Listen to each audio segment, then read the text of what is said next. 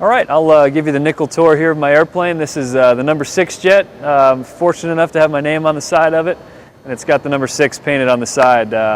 It's jet number 870303, so it's a Block 32 F-16C. So it was paid for at least in 1987.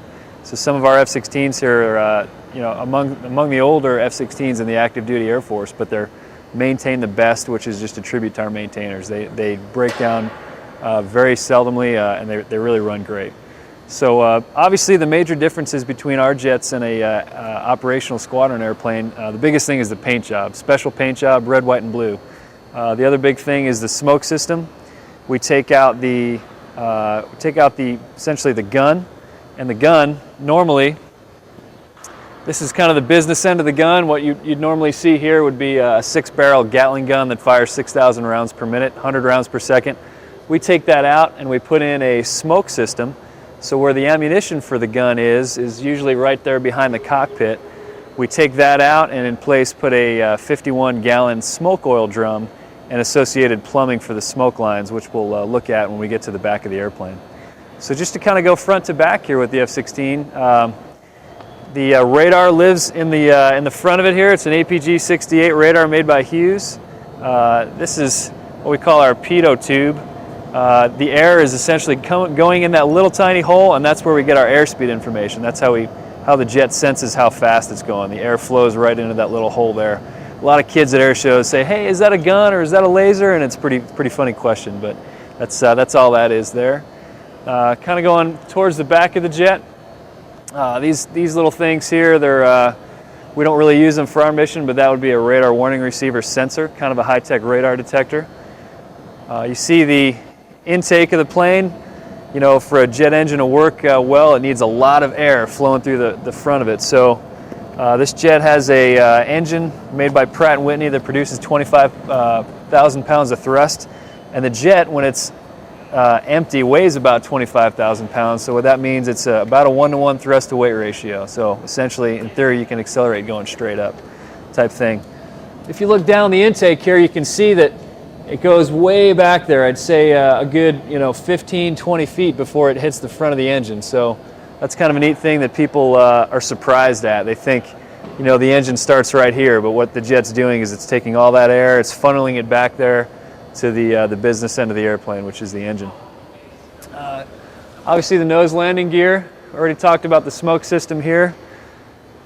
Some other things that are, you got your landing gear, pretty unique system. The wheels kind of come up and rotate as they're coming up and fold up in there, so that's sort of a cool thing to see if you watch the jet take off. These are called leading edge flaps. They look like they're connected, but actually you can see a little bit of space here. And these things in flight, the fly-by-wire flight control system schedules these up and down. So when you're pulling a tight turn, these things they extend straight down and really dig into the air and improve the turn performance of the jet dramatically, improve the lift of the wing essentially. Coming around to the side here, you got another radar warning receiver sensor. You've got and obviously in a combat loaded jet, you'd have various things hanging underneath the wing off of what we call hard points. You'd have various missiles, bombs, extra fuel tanks, that type of thing.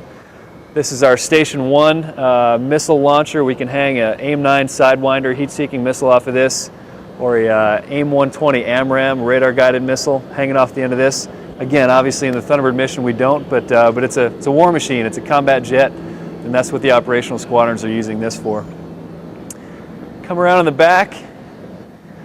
This is what we call our flaperon. Interesting thing, our flaperon is unique in that a lot of airplanes have what we call ailerons and flaps. The F-16's design is unique in that it combines the two. So it's one control surface that's maybe 7 feet wide here. And again, just like the leading edge flaps, it schedules up and down, and that's what allows us to turn left and right. When you put the gear down, these things automatically come down to increase the lift a little bit, acting as flaps. On a traditional wing, it would be flaps, but they'll extend a little bit, but then they'll still be moving left right to make you turn. So we call these things flaperons. Another big feature here, call these ventral fins. ventral fins is just adds to the stability of the airplane. There's two of them, one on each side. One thing that people don't know is we've got a tail hook on this airplane, a lot like Navy airplanes. This thing can drop down, so if we lose our brakes or whatever, there's most Air Force bases, fighter bases anyway, have a big metal cable, a lot like on an aircraft carrier. We can actually take that cable and stop if we don't have any brakes or we're having some kind of stopping problems. Not as beefy as a Navy airplane because they do it every day landing on a carrier. This is kind of for emergencies only for an Air Force airplane.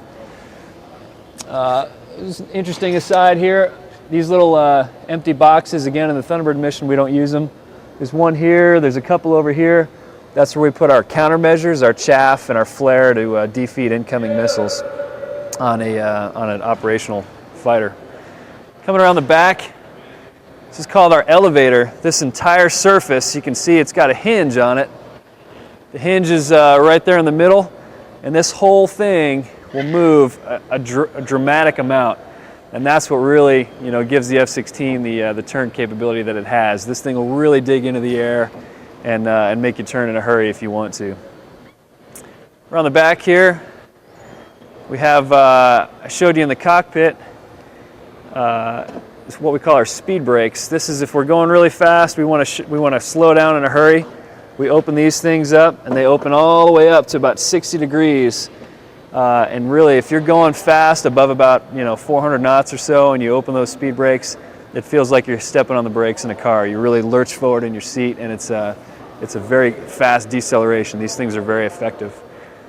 Mentioned the smoke system earlier. All that our airplanes have to make smoke is we take that smoke oil that I talked about being where the ammunition normally is, forward in the fuselage there, and we pump it high pressure through these lines coming from the kind of the middle of the jet, and this is a smoke oil line. And what we do is we just take this, and the oil is sprayed out into the exhaust, and then that oil is then essentially vaporized and turned into the smoke that you see. So it's kind of a fine mist of oil, and when it hits that hot jet exhaust, it just turns into smoke. You see again the business end of our jet. It's a giant motor. Puts out a whole bunch of thrust. You look at other fighters, most of them have a lot smaller engines than this. This is the kind of the afterburner section. Again, you see the jet flying with the afterburner on. You're going to have a flame shooting about 30 to 40 feet behind the airplane. Pretty dramatic. But this nozzle, it's going to open and close to basically affect how much thrust your airplane's putting out. And kind of a cool thing there.